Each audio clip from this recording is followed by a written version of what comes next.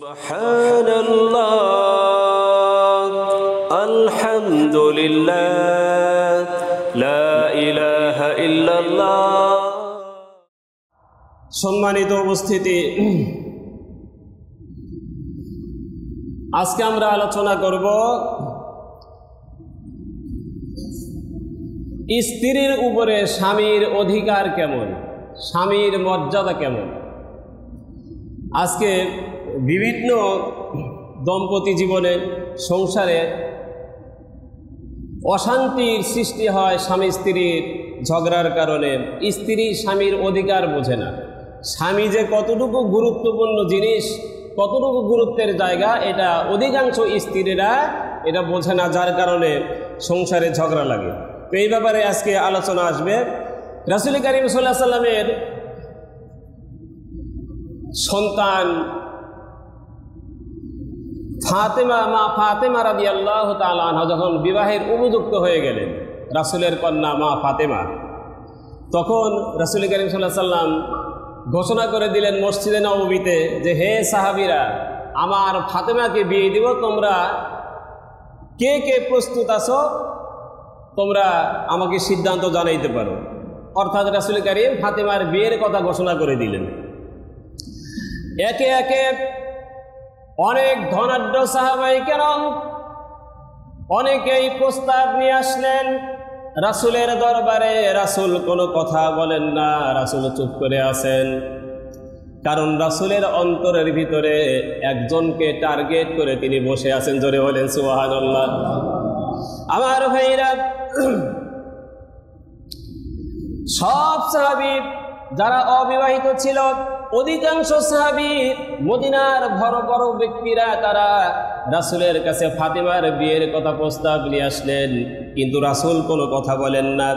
শেষ পর্যন্ত সাহাবায়ে কেরাম দেখতে পেলেন রাসূলের আপন চাচতো ভাই হযরত আলী কাররামাল্লাহু ওয়াজহু, তিনি এখন পর্যন্ত কোনো প্রস্তাব নিয়ে আসেন নাই। রাসূলের চাচতো ভাই আবু তালেবের ছেলে হচ্ছে হযরত আলী রাদিয়াল্লাহু তাআলা আনহু, শেরে খোদা আলী, সুবহানাল্লাহ বলেন। তিনি কোনো প্রস্তাব এখনো নিয়ে আসেন নাই। সাহাবায়ে কিরাম বললেন যে, তুমি কিন্তু এখনো প্রস্তাব নিয়ে যাওনি। তো আমাদের মনে হচ্ছে, আমাদের মন বলে, তুমি যদি ফাতেমার বিয়ের প্রস্তাব দিয়ে রাসূলের কাছে যাও, আমাদের ধারণা রাসূল তোমার প্রস্তাবকে প্রত্যাখ্যান করতে পারবে না। সুবহানাল্লাহ। কিন্তু হযরত আলী সাহস পায় না। হযরত আলী বলেন, আমি তো তার বাড়িতেই থাকি, রাসূলের বাসায় থাকি, তারটা খাই, তারটা করি, আমার কিচ্ছু নাই, সম্পদ নাই, কিছু নাই, আমার সাথে কি বিয়ে দিবে? সাহাবায়ে কেরাম বললেন, প্রস্তাব নিয়ে যাইতে পারো। হযরত আলী রাদিয়াল্লাহু তাআলা আনহু তিনি সাহস করে একদিন ফজরের নামাজ পড়ে রাসূলের কাছে চলে গেলেন। রাসূলের কাছে এসে বললেন, ইয়া রাসূলুল্লাহ, আপনার সঙ্গে আমার একটু কথা আছে। ঠিক আছে, কি কথা বলো? এই কথা বলে রাসূল অন্যদিকে তাকানোর সঙ্গে সঙ্গে হযরত আলী দৌড় মেরে বাহিরে চলে গেলেন। কথা বলার তিনি কোনো সাহস পেলেন না। এরপরে দ্বিতীয় দিন একই অবস্থা। ইয়া রাসূলুল্লাহ, ইয়া হাবিবাল্লাহ, আপনার সঙ্গে আমি একটু কথা বলবো। কি কথা বলো? এই কথা বলে তিনি আর বসেন নাই, তিনি দৌড় মেরে বাহিরে চলে গেছেন, কথা বলার কোনো সাহস পান নাই। তৃতীয় দিন আবার যখন রাসূলের কাছে গেলেন, ইয়া রাসূলুল্লাহ, আপনার সঙ্গে আমি কিছু কথা বলবো। বলার সঙ্গে সঙ্গে আল্লাহ রাসূল তার হাত ধরে বসিয়েছেন। সুবহানাল্লাহ বলেন। আজকে তোমার কি কথা, আজকে না বলে যেতে পারবে না, আজকে বলতেই হবে। কি কথা তোমার? রাসূল কারীম সাল্লাল্লাহু আলাইহি সাল্লাম বলেন, আলী বলো, তুমি কি বলতে চাও? আলী বললেন, ইয়া রাসূলুল্লাহ, আমি ভুলে গেছি। সুবহানাল্লাহ বলেন, আমি ভুলে গেছি, কি বলবো? অর্থাৎ সাহস পাচ্ছেন না। শেষ পর্যন্ত হযরত রাসূল করিম সাল্লাল্লাহু আলাইহি সাল্লাম নিজের জবান থেকে বলে দিলেন, হে আলী, তুই বুঝি আমার কন্যা ফাতেমাকে বিয়ে করতে চাস? ফাতেমার বিয়ের কথা, আলীর বিয়ের কথা রহমাতুল লিল আলামিনের জবান থেকে আল্লাহ রাব্বুল আলামিন বের করে দিলেন। সুবহানাল্লাহ বলেন। আলী কোনো কথা বলেন না। আসুকুতু কাররেজা, চুপ করে থাকা হচ্ছে রাজির লক্ষণ। কথা বলেন না কেন? চুপ থাকা মানে হচ্ছে হযরত আলী কি রাজি। আলীকে বললেন, আলী বিয়ে করবে, তোমার কি সম্পদ আছে বলো? কয় কোনো সম্পদ নাই, 1 টাকাও কাছে নাই। আমি তো আপনার বাসায় থাকি, আপনার খাই, আপনার পরি, আমার কাছে কোনো সম্পদ নাই। হযরত রাসূল করিম বললেন, মহারণা ছাড়া তুমি বিয়ে করতে পারবে না, তোমার নিজস্ব সম্পদ লাগবে। হযরত আলী বলেন, আমার নিজস্ব কোনো সম্পদ নাই, একমাত্র একটা ঢাল আর তরবারি ছাড়া। সুবহানাল্লাহ বলেন। একটা ঢাল আর একটা তরবারি। তরবারিটা লাগবে যুদ্ধের সময়, ঢালটা না হলেও চলতে পারে, তুমি ঢালটা বিক্রি করে দাও বাজারে। হযরত আলী সংক্ষেপে বলি, ঢাল বিক্রি করার জন্য বাজারে চলে যাচ্ছেন। হযরত ওসমান রাদিয়াল্লাহু তাআলা আনহুর সঙ্গে সাক্ষাৎ হয়ে গেল। ওসমান বললেন, ভাই কোথায় যাও? কয় ঢাল বিক্রি করার জন্য বাজারে যাচ্ছি, এই ঢাল বিক্রি করে এই টাকা দিয়ে আমার ফাতেমার, আমাদের দুজনের বিয়ের মহারণা দিয়ে দিব। ওসমান বললেন, কত টাকা চাও? যাই হোক, একটা দাম নির্ধারণ করে সেটা বিক্রি হয়ে গেল। হযরত ওসমান বলেন, আমি নিয়ে নিলাম। হযরত আলী কিছু টাকা নিয়ে তিনি আনন্দে চলে যাচ্ছেন। হযরত ওসমান বললেন, ভাই আলী, এই ঢালটা যুদ্ধের সময় ঢালটা তোমার লাগতে পারে, সুতরাং টাকা তো দিলাম, ঢালটাও আমি ওসমান তোমাকে আবার ফিরিয়ে দিলাম, এটাও নিয়ে যাও, টাকা তোমাকে দিয়ে দিলাম আমি। বিয়ে হয়ে গেল। বলতে পারেন একটা ঢালের কত দাম? বিয়ের মহারণা দেওয়া হচ্ছে ওয়াজিব বা ফরজ, যা ইচ্ছা আপনার সামর্থ্য তাকে সেটাই দিতে হবে, এরকম না 10 লাখ 20 লাখ টাকা দিতে হবে। ঠিক কিনা জোরে বলেন? এমন কোনো শর্ত নাই, আপনার যা সামর্থ্য আছে সেটাই আপনাকে দিতে হবে। আজকের যুগে যেমন 10 লাখ 20 লাখ 15 লাখ কমপক্ষে 5 লাখ টাকা ধার্য করা হয়, বলা হয় 10 লাখ টাকা মহারণা, নগদ কি দিচ্ছেন? কয় 1 টাকাও না। নাউজুবিল্লাহ বলেন। এরকম হয় কিনা জোরে বলেন? নাম ফুটানোর জন্য 10 লাখ 20 লাখ মহারণা করে, কিন্তু দেওয়ার কোনো কারবার নেই। এটা হবে না, অবৈধ হবে এটা। আমার ভাইয়েরা, এক সাহাবী রাসূলের কাছে এসে বললেন, ইয়া রাসূলুল্লাহ, আমি বিয়ে করতে চাই, মহারণা কি আছে তোমার? সাহাবী বললেন, ইয়া রাসূলুল্লাহ, আমার কাছে কিচ্ছু নাই। কয় 1 কেজি খেজুর কেনার মতো সামর্থ্য তোমার আছে কিনা? সাহাবী বললেন, ইয়া রাসূলুল্লাহ, 1 কেজি খেজুর আমি দিতে পারবো। কয় 1 কেজি খেজুর নিয়ে আসো।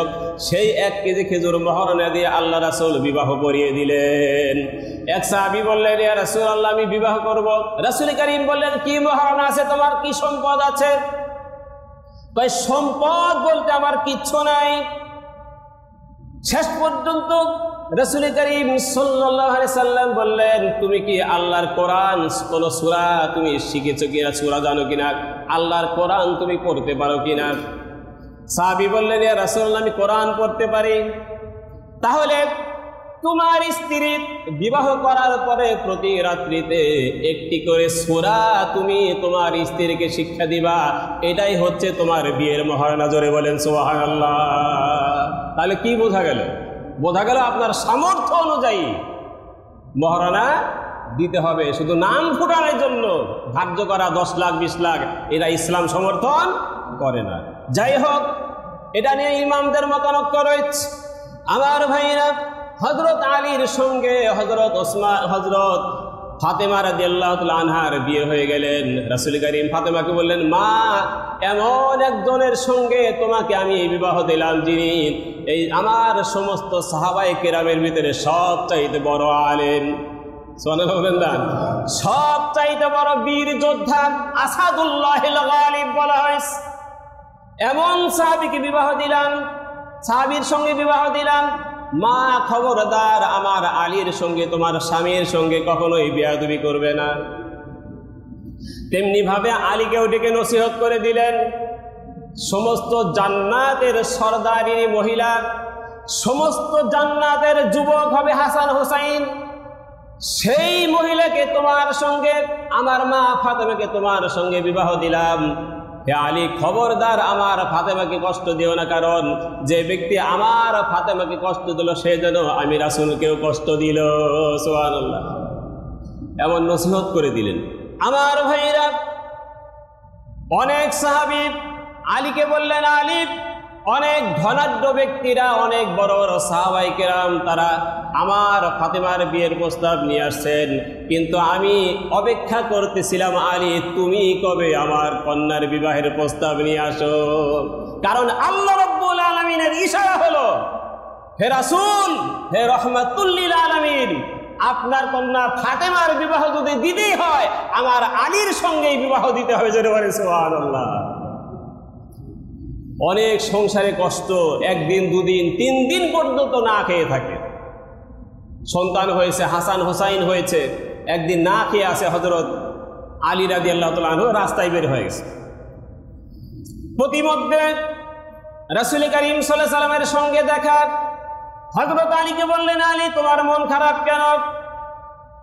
ইয়া রাসূলুল্লাহ, ইয়া হাবিবাল্লাহ, দুঃখের কথা কি বলি, আজকে 2 দিন ধরে 3 দিন ধরে ঘরে কোনো খাবার নাই। আপনার নাতি বিন্দু হাসান হোসাইন ক্ষুধার যন্ত্রণায় তারা কান্না করতেছে। রাসূল করিম সাল্লাল্লাহু আলাইহি সাল্লাম বলেন, ওই যে খেজুর গাছ দেখা যায়, সালাম দিয়ে তাকে বলো খেজুর দিতে। সুবহানাল্লাহ বলেন। হযরত আলী খেজুর গাছের কাছে গিয়ে গেলেন, গিয়ে সালাম দিয়ে দেখলেন খেজুর গাছে খেজুর থাকা তো দূরের কথা, কোনো তাজা কোনো পাতাও গাছের মধ্যে নাই, কিন্তু আল্লাহর রাসূল পাঠিয়ে দিয়েছেন। হযরত আলী বললেন, আমি সালাম দিলাম আর বললাম, হে খেজুর গাছ, আল্লাহর পক্ষ থেকে রাসূলের হুকুম অনুযায়ী, আল্লাহর হুকুম অনুযায়ী তুমি খেজুর দান করো। সুবহানাল্লাহ বলেন। বলার সঙ্গে সঙ্গে মরা গাছ থেকে সমানে পাকা তাজা খেজুর সমানে ঝপঝপ করে পড়তে লাগলো। জোরে বলেন সুবহানাল্লাহ। অনেকগুলি খেজুর কুড়িয়ে তিনি বাসায় চলে গেলেন, হাসান হুসাইনকে খাওয়ালেন, স্ত্রীকে খাওয়ালেন, নিজেও খেলেন। আমার ভাইরা, হযরত রাসূল করিম সাল্লাল্লাহু আলাইহি সাল্লাম একদিন বললেন, হে মা ফাতেমা, তুমি সাইয়্যিদাতুন নিসা মিন আহলিল জান্নাহ, সমস্ত জান্নাতের মহিলাদের সরদারিনী তুমি তো হবে, কিন্তু তোমার আগে একজন, এই দুনিয়ার একজন মহিলা তোমার আগে তিনি আল্লাহর জান্নাতে চলে যাবে। আপনারা কি নাম জানেন এই মহিলার নাম কি? যেই মহিলা আল্লাহর নবীর মেয়ে ফাতেমা সাইয়্যিদাতুন নিসা, জান্নাতের মহিলাদের সর্দার যিনি হবে, তার আগে বেহেশতে চলে যাবে, এই মহিলাকে। হযরত ফাতেমা মন খারাপ করলেন, হে বাবা, আব্বু, কোন সেই মহিলা আমার আগে জান্নাতে চলে যাবে, আমি তার পরিচয় জানতে চাই। এটা কি হিংসার জন্য না কোন আমলের কারণে সে আমার আগে জান্নাতে যাবে এটা জানার জন্য? সুবহানাল্লাহ বলেন। হিংসার কারণে না, কোন আমল সে করে যে আমার আগে জান্নাতে চলে যাবে। সুবহানাল্লাহ, এটা আমি জানতে চাই। আমার ভাইরা, মহান আল্লাহ রাব্বুল আলামিন তাহলে কোন মহিলা ফাতেমার আগে জান্নাতে যাবে সেটা আমি বলবো। আল্লাহ রাব্বুল আলামিন ফেরেশতাদেরকে বললেন, হে ফেরেশতারা, তোমরা জেনে থাকো, এই জমিনে সাহাবায়ে কিরামের মধ্যে এমন একজন সাহাবী রয়েছে, যেই সাহাবী আমি আল্লাহকে অনেক বেশি ভালোবাসেন। অন্য সাহাবীরা ভালোবাসতেন না, কথা বলেন, তারাও বাসতেন, কিন্তু সাহাবীদের ভিতরে অনেক বেশি ভালোবাসেন একজন সাহাবী আছে। আল্লাহকে তো সব সাহাবী ভালোবাসে, কিন্তু একজন সাহাবী আছে আমি আল্লাহর সাথে অত্যন্ত বেশি সম্পর্ক। আবার কিছু সাহাবী আছে, বিশেষ করে একজন সাহাবী আছে, থাকলেও দান করে আল্লাহ রাস্তায়, না থাকলেও দান করে, নিজের প্রয়োজন বাদ দিয়ে অন্যের প্রয়োজনে আল্লাহর জন্য সাহায্য করে, এমন ব্যক্তিও আছে। ফেরেশতারা জানতে চাইলেন, ইয়া রাসূল, ইয়া আল্লাহ, আপনার সেই সাহাবীকে আমি একটু দেখতে চাই, আমরা একটু জানতে চাই যে নিজের প্রয়োজন না সেরে নিজে খাওয়া বাদ দিয়ে আল্লাহ রাস্তায় দান করে এমন সাহাবীকে, আবার আল্লাহকে বেশি ভালোবাসে সেই সাহাবী এই কে, আমরা একটু জানতে চাই। আল্লাহ বললেন, হে ফেরেশতারা, হযরত আলী, আমার আল্লাহ রাসূলের সাহাবী, আমার নবীর সাহাবী আলীর শরীরের মধ্যে যখন তীর বিদ্ধ হয়ে গেল, সাহাবায়ে কেরাম তীর টানে খুলতে পারে না। রাসূল করিম সাল্লাল্লাহু আলাইহি সাল্লাম বললেন, আমার আলী যখন নামাজের মধ্যে দাঁড়ায় তখন তোমরা তীরটা খুলে ফেলে দিও। সুবহানাল্লাহ বলেন না? কারণ হলো আমার আলী আল্লাহর সঙ্গে এমন সম্পর্ক, এমন তার মহব্বত, এমন ভালোবাসা, নামাজের মধ্যে যখন দাঁড়ায় সেই সময় তীর খুলে ফেললে আমার বিশ্বাস আলী টের পাবে না। হলো তাই নামাজে যখন দাঁড়িয়েছেন একজন সাহাবী পিছন দিয়ে এসে তার তীরটা খুলে ফেলে দিলেন। নামাজ শেষ করে হযরত আলী বললেন, আমার তীরটা এখন তোমরা খুলে ফেলে দাও। সুবহানাল্লাহ, এখন খোলো। সাহাবায়ে কিরাম বললেন, কই তো তোমার তীর কোথায়? হযরত আলী তাকে দেখে তীর খুলে ফেলে দিয়েছে, তীর আর শরীরের মধ্যে নাই। আল্লাহ বলেন, হে ফেরেশতারা, দেখছো তো আমার সঙ্গে আলীর কেমন আন্তরিক সম্পর্ক? আল্লাহু আকবার বলেন, কেমন সম্পর্ক দেখো।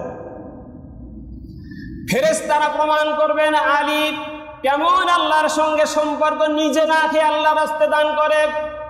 একদিন ক্ষুধার্ত অবস্থায় আছেন, সংসারে খাবার নাই।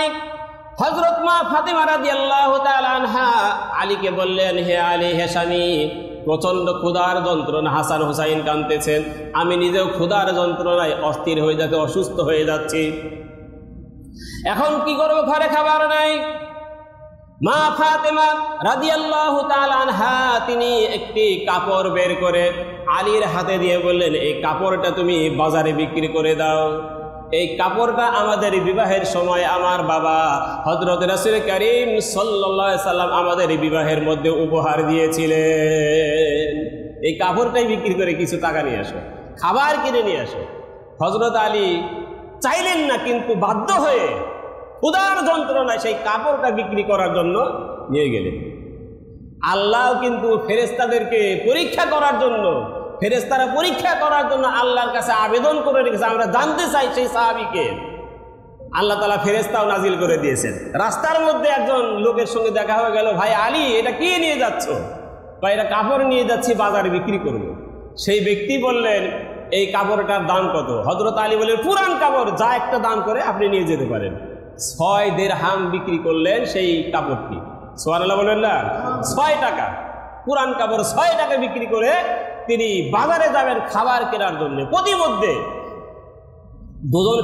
দুজন লোক, আল্লাহওয়ালা দুজন ব্যক্তি ভিক্ষুক বেশে আলীকে বলেন, আলী, আমরা কয়েকদিন না খাওয়া, ক্ষুধার যন্ত্রণায় অস্থির, আমাদেরকে কিছু খাবার অথবা টাকা দান করো।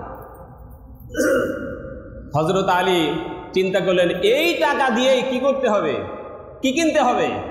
খাবার কিনতে হবে। এই টাকা যদি দান করে দেয় তাহলে খাবার কিনবো কি করে? ওই দুজন ব্যক্তি বলেন, আল্লাহর হস্তে তুমি আমাদেরকে দান করো, আল্লাহর হস্তে। হযরত আলী বলেন, যখনই আল্লাহর দোহাই দিয়েছেন, আল্লাহর কথা যখন বলেছেন, আমি আলী আর সহ্য করতে পারি নাই, কারণ আমার আল্লাহর জন্য টাকা তো দূরের কথা, আমার জীবন পর্যন্ত আল্লাহর রাস্তায় বিলীন করে দিতে পারি। 6 টাকা দুজন ফেরেশতাকে তিনি দান করে দিয়েছেন। সুবহানাল্লাহ বলেন না?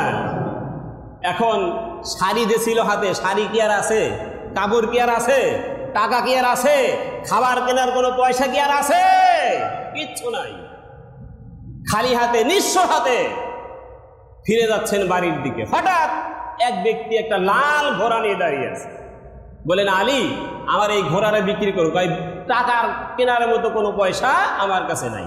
কয়, বাকিতে নিয়ে যাও, বাকিতে দিয়ে দিব, তুমি বিক্রি করে, লাভে বিক্রি করে আমার আসল পয়সা তুমি আমাকে দিয়ে দিও। কত টাকা দিতে হবে? কয়, 100 দিরহাম দিলে তোমাকে ঘোড়াটা আমি দিয়ে দেবো। 100 দিরহাম। হযরত আলী চিন্তা করেন, বাকিতে টাকা তো লাগবে না, বাকিতে নিয়ে যদি বিক্রি করে 2 পয়সা লাভ হয় তাহলে তো ভালোই হয়। 100 টাকা দিয়ে ঘোড়াটা ক্রয় করে তিনি আবারও বাজারে যাচ্ছেন। সুবহানাল্লাহ বলেন। প্রতিমধ্যে আর একজন ব্যক্তির সঙ্গে দেখা, আলী, এই ঘোড়া কি করবা? কয়, বিক্রি করবো। বিক্রি করব। কত টাকা? কয়, আপনি একটা দাম ধরে নিয়ে যান, আমি একটা দাম দিয়ে কিনছি, আপনার কত ইচ্ছা দিবেন বলেন। কয়, 160 দিরহাম দিব। আরো জোরে বলেন। 160 দিরহাম দিয়ে আমি কিনে নিলাম। কয়, ঠিক আছে, নিয়ে যান। লাভ হলো কত? জোরে বলেন। 60 টাকা লাভ হলো। ওই 100 টাকা আসল মালিকের 100 টাকা তাকে দিয়ে দিলেন ফিরে এসে, আর 60 টাকা নিয়ে আবার তিনি বাজারে চলে গেলেন খাবার কেনার জন্য। 6 টাকা বিক্রি করছিল, ঠিক কিনা বলেন? শাড়ির কাপড় বিক্রি করছিল 6 টাকা, এখন হলো কয় টাকা? 60 টাকা। হযরত আলী চিন্তা করলেন, 6 দিরহাম কাপড় বিক্রি করেছিলাম, সেই টাকা দিয়ে আল্লাহর রাস্তায় ব্যবসা করে 60 টাকা আল্লাহ রাব্বুল আলামিন দান করেছেন। মান জাআ বিল হাসানাতি ফালাহু আশরু আমসালিহা। আল্লাহ তাআলা কোরআনুল কারীমের কথা মিথ্যা হতে পারে না। আল্লাহ বলেছেন 1 টাকা আল্লাহর রাস্তে দান করলে মহান আল্লাহ রাব্বুল আলামিন কমপক্ষে 10 ডবল দান করে দেবেন। 1 টাকায় কত টাকা দিবেন? 10 টাকা দিবেন। তো 6 টাকায় কত টাকা দিয়েছে? 60 টাকা দিয়েছে। অনেক খাবার কিছু, অনেক খাবার। খেয়াল করেন, আমি কিন্তু ওই দিকে যাচ্ছি যে ফাতেমার আগে কে জান্নাতে যাবে। অনেকগুলো খাবার, কারণ 6 টাকার কাছে 60 টাকা পেয়েছে। অনেক খাবার কিনে ফল টল ইত্যাদি নিয়ে বাসায় চলেছে। মা ফাতেমা রাদিয়াল্লাহু তাআলা আনহা তিনি দরজায় ঢুকতে দেখেই এতগুলো খাবার, মাথার মধ্যে বোঝা বস্তা ভরা খাবার দেখেই তিনি বললেন, আলী স্বামী, এত খাবার তুমি কোথায় পেলে? আমার পুরান কাপড় বিক্রি করে এত খাবার কেনার কোনো কথা আছে নাকি? এত খাবার কেনার তো কথা না। এত খাবার তুমি কোথায় পেলা? এর হিসাব দিবা তোমাকে, তাছাড়া ঘরের ভিতরে ঢুকতে দেব না। এর হিসাব আগে দিতে হবে। এত টাকা কোথায় পেলা? কোথায় পাইলে তুমি এত টাকা? এত খাবার কোত্থেকে নিয়ে আসলা? এর হিসাব না দেওয়া পর্যন্ত আমি ঘরে ঢুকতে দেব না। যাই হোক, হযরত রাসূল করিম সাল্লাল্লাহু আলাইহি ওয়াসাল্লাম বলেছিলেন, হে ফাতেমা, তোমার আগে একজন মহিলা, তুমি জান্নাতের সর্দারিনী ঠিক আছে, কিন্তু তোমার আগে একজন মহিলা আল্লাহর জান্নাতে চলে যাবে। হযরত ফাতেমা বলেছিলেন, ইয়া রাসূলুল্লাহ, হে আমার পিতা, আব্বু, আমি পরিচয় জানতে চাই, আপনার সেই মহিলাটা কে? রাসূল করিম সাল্লাল্লাহু আলাইহি ওয়াসাল্লাম বললেন, অমুক এলাকায় জঙ্গলের ভিতরে বাস করে একজন দম্পতি, এক কাঠুরিয়া, তার স্ত্রী জামিলা নামে স্ত্রী, সেই জামিলা তোমার আগে আল্লাহর জান্নাতে চলে যাবে। ফাতেমা বলেন, তাকে আমি দেখব, কি আমল সে করে আমি দেখব। চলে গেছে তার কাছে, চলে গিয়ে খোঁজ পেয়েছে ঘরের দরজা আটকানো, জঙ্গলের ভিতরে একটা ঘর, ঘরের দরজা আটকানো। ডাক দিয়েছে, ঘরের মধ্যে কে আছে? সালাম টালাম দিয়ে, আমি রাসূলের কন্যা ফাতেমা আসছি আপনার সঙ্গে দেখা করতে। ওই ঘরের ভিতর থেকে সালাম কালাম নেওয়ার পরে বলেন, আপনাকে আমি চিনিছি। সুবহানাল্লাহ বলেন, আপনাকে আমি চিনিছি, আপনি রাসূলের কন্যা ফাতেমা, জান্নাতের সর্দারিনী। আল্লাহু আকবার বলেন, আপনাকে আমি চিনিছি, তবে আমি দরজা খুলতে পারবো না। দরজা খুলতে পারবো না কেন?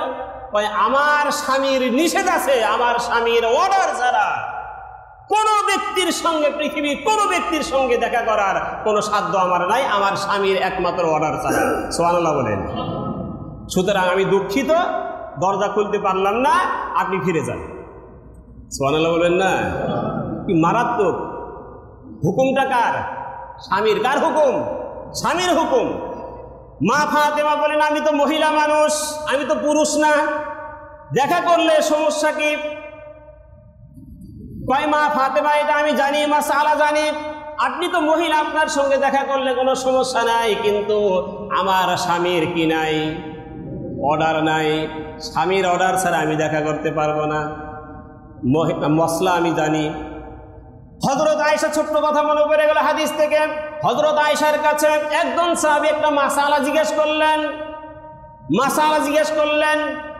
হযরত মা আয়েশা রাদিয়াল্লাহু তাআলা আনহা তাম বিশ্বের মধ্যে, মহিলাদের মধ্যে সবচাইতে বড় মুহাদ্দিস তিনি ছিলেন। সুবহানাল্লাহ বলেন। এত ব্রেনি ছিলেন, এত বড় মুহাদ্দিস ছিলেন। পুরুষদের ভিতরে হযরত আবু হুরায়রা, আর মহিলাদের ভিতরে মা আয়েশা রাদিয়াল্লাহু তাআলা আনহা সবচাইতে বড় মুহাদ্দিস তিনি ছিলেন। সুবহানাল্লাহ বলেন। হযরত আয়েশা রাদিয়াল্লাহু তাআলা আনহা সাহাবীর প্রশ্নের মাসালার উত্তরে তিনি ফতোয়া দিয়ে দিলেন। খেয়াল করেন, মা আয়েশা ফতোয়া দিয়ে দিলেন, মাসালা দিয়ে দিলেন।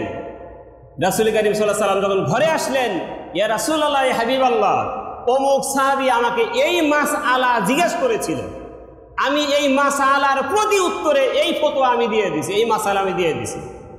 খেয়াল করেন, রাসূল করিম সাল্লাল্লাহু আলাইহি ওয়াসাল্লাম বললেন, আয়েশা, তুমি যেই ফতোয়া দিয়েছ, তুমি যেই মাসআলা তাকে বলে দিয়েছ, আমি রাসূলের কাছেও যদি এই মাসআলা জিজ্ঞেস করতেন, এই একই উত্তর আমি রাসূল দিয়ে দিতাম।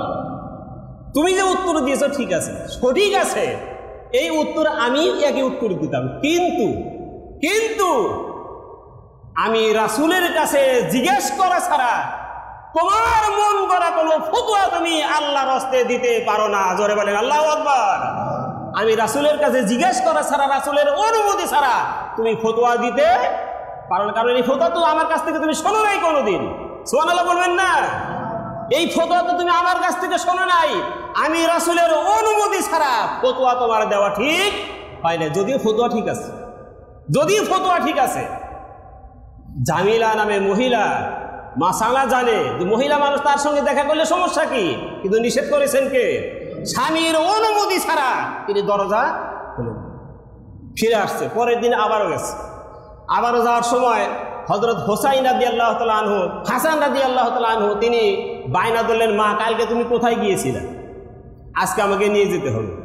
সুবহানাল্লাহ বলেন। ছাড়েই না, হাসানকে সহ গেছে। যাওয়ার পরে ডাক দিয়েছে, সালাম দিয়েছে। মহিলা ঘরের মধ্যে থেকে বললেন, হে ফাতেমা, আপনার সঙ্গে ছোট বাচ্চার আওয়াজ পাওয়া যায়, কে আসছে সাথে? আমার সন্তান হাসান আসছে। তাই আমি তো আমার স্বামীর কাছ থেকে শুধুমাত্র আপনার সঙ্গে দেখা করার অনুমতি নিয়েছি, আপনার ছেলের সঙ্গে দেখা করার কোনো অনুমতি আমি পাই নাই। আল্লাহু আকবার বলবেন না? কি মারাত্মক দেখছেন। ফাতেমা বলে, ছোট বাচ্চা সমস্যা কি? বড় পুরুষ তো আর না, ছোট বাচ্চা, নাবালেগ বাচ্চা। নাবালেগ হলে কি হবে আমি তো মাসালা জানি, কিন্তু স্বামীর কোনো অর্ডার নাই। আজকেও ফিরে যান। ফিরে গেছে, পরের দিন আবার আসছে। সন্তান ছিল কয়টা? হাসান হোসাইন। পরের দিন হোসাইনকে নিয়ে আসছে। হোসাইনকে নিয়ে আসার পরে ওই জামিলা বললেন, হবে না, আমি আপনার ব্যাপারে আর আপনার সন্তান হাসানের ব্যাপারে অনুমতি পেয়েছি, আপনার দ্বিতীয় সন্তান হোসাইনের সঙ্গে দেখা করার কোনো অনুমতি আমি পাই নাই।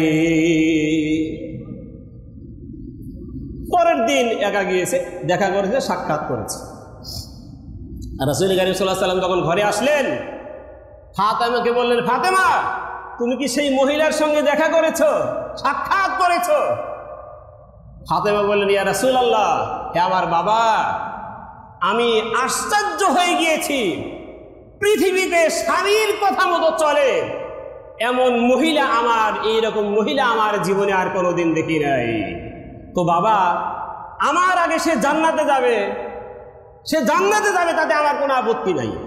জান্নাতে তো যাবে, স্বামী ভক্ত মহিলা জান্নাতে যাবে, ঠিক আছে, কিন্তু আমার আগে যাবে কেন সেইটা একটু আপনি বলেন। আমার আগে যাবে, আমি কি স্বামীর অভক্তি করি নাকি? আমি কি স্বামীর কথার অবাধ্য হয়ে চলি? আমি তো স্বামীর ভক্ত, আমি তো স্বামীকে সম্মান করি, তার কথা মতো চলি। তা আমার আগে সে জান্নাতে যাবে কেন? সুবহানাল্লাহ বলবেন না? কি কঠিন প্রশ্ন দেখেন।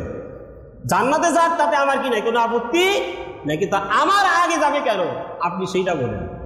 ওই যে দেখেন, রাসূল কারীম সাল্লাল্লাহু আলাইহি ওয়াসাল্লাম বললেন যে একদিন তোমার স্বামী অনেকগুলো বাজার করে নিয়ে আসছিলেন, তুমি শাড়ি দিয়েছিলে, কাপড় দিয়েছিলে, 6 টাকা বিক্রি করে সেই টাকা দিয়ে 60 টাকা ব্যবসা করে অনেক খাবার নিয়ে আসছিলেন। তুমি তোমার স্বামীকে দরজার মধ্যে দাঁড় করিয়ে রেখে তুমি জবাব চেয়েছিলা যে তুমি কোত্থেকে এত খাবার নিয়ে আসলে, জবাব দেন, ওই ঘরের ভিতরে ঢুকতে দেবো না। মনে আছে আপনাদের? কথা বলার মনে আছে? জবাব চেয়েছিলা। তুমি কি আমার আলীর ব্যাপারে তোমার কি কোনো ধারণা নাই? আমার আলীর ব্যাপারে আল্লাহ রাসূল বলেছেন, আনা মাদিনাতুল ইলমি ওয়া আলিয়্যুম বাবুহা, আমি হচ্ছি এই সাম্রাজ্যের সমস্ত শহরের, সমস্ত ইলমের শহর, এই সাম্রাজ্যের শহর হচ্ছে আমি রাসূল, আর সেই শহরের দরজা হচ্ছে আমার আলী। ধরে বলে সুবহানাল্লাহ। তুমি কি আমার আলীর ব্যাপারে ধারণা রাখো না? তার সঙ্গে তোমার বিবাহ দিয়েছি, তুমি কেন সেদিন আলীকে দরজার মধ্যে দাঁড়িয়ে করে রাখলে? তোমার স্বামীকে কেন দাঁড় করিয়ে রাখলে? এই দিক থেকে জামিলা নামক কাঠুরিয়ার স্ত্রী জামিলা মহিলা এই দিক থেকে তোমার চাইতে এক ধাপ, এক পয়েন্ট এগিয়ে আছে। জোরে বলে সুবহানাল্লাহ। এই জন্য তোমার আগে সে জান্নাতে চলে যাবে। তো যখন আলী যখন বাজারে গিয়েছিল শাড়িটা বিক্রি করার জন্য, কাপড় বিক্রি করার জন্য, হে ফাতেমা তুমি শোনো, তোমার সেই কাপড়টা ক্রয় করেছিলেন আল্লাহর একজন ফেরেশতা হযরত মিকাইল আলাইহিস সালাম। আর লাল ঘোড়া নিয়ে যেই লোক দাঁড়িয়েছিল তিনি হচ্ছেন আমার দুনিয়ার ভিতরে সবচাইতে সম্মানিত বড় ফেরেশতা জিবরাইল আলাইহিস সালাম। আর লাল ঘোড়া 107 দিরহাম দিয়ে যেই ব্যক্তি কিনেছিলেন তিনি ছিলেন হযরত ইসরাফিল আলাইহিস সালাম। সেই লাল ঘোড়া নিয়ে, খেয়াল করেন, লাল ঘোড়া নিয়ে ফাতিমা যখন বেহেশতে প্রবেশ করবে, আমার কন্যা ফাতেমা যখন বেহেশতে প্রবেশ করবে, ফাতেমার সেই কাপড়টা সেটা হবে ঘোড়ার লাগাম।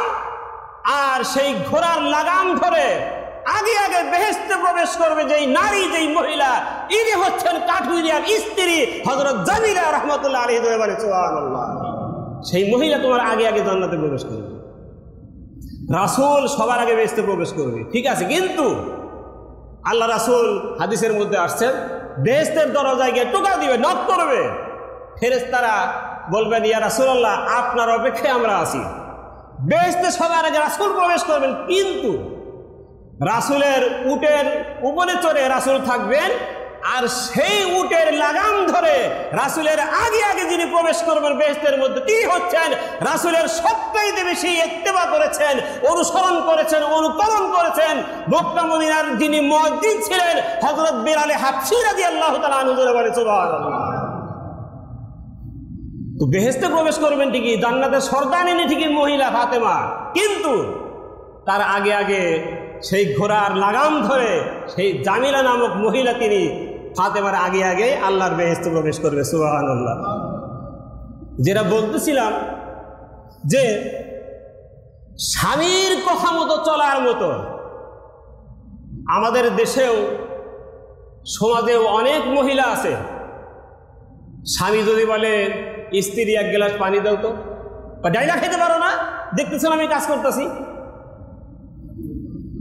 এরকম মহিলা আছে না নাই? যেই মহিলার কথা শোনালাম স্বামী ভক্ত মহিলা, স্বামীর কথা ছাড়া বিন্দু মাত্র এদিক ওদিক চলে না, স্বামীর কথা ছাড়া একটু এদিক ওদিক চলে না, এমন স্বামী ভক্তি মহিলা যিনি জান্নাতের আগে বেহেশতে যাবেন, সবার আগে বেহেশতে যাবেন, সেই মহিলার মতো অনেক মহিলাই আমাদের জান্নাতে পাওয়া যাবে ইনশাআল্লাহ। পাওয়া যাবে ইনশাআল্লাহ এরকম মহিলা। পাইলে তো আলহামদুলিল্লাহ ভালো, পাইলে তো ভালো। আল্লাহর কাছে দোয়া করি আমাদের অত্র এলাকার সমস্ত স্ত্রীদেরকে স্বামীর অনুসরণ, অনুকরণ, খেদমত করার তৌফিক দান করুন, বলি আমিন।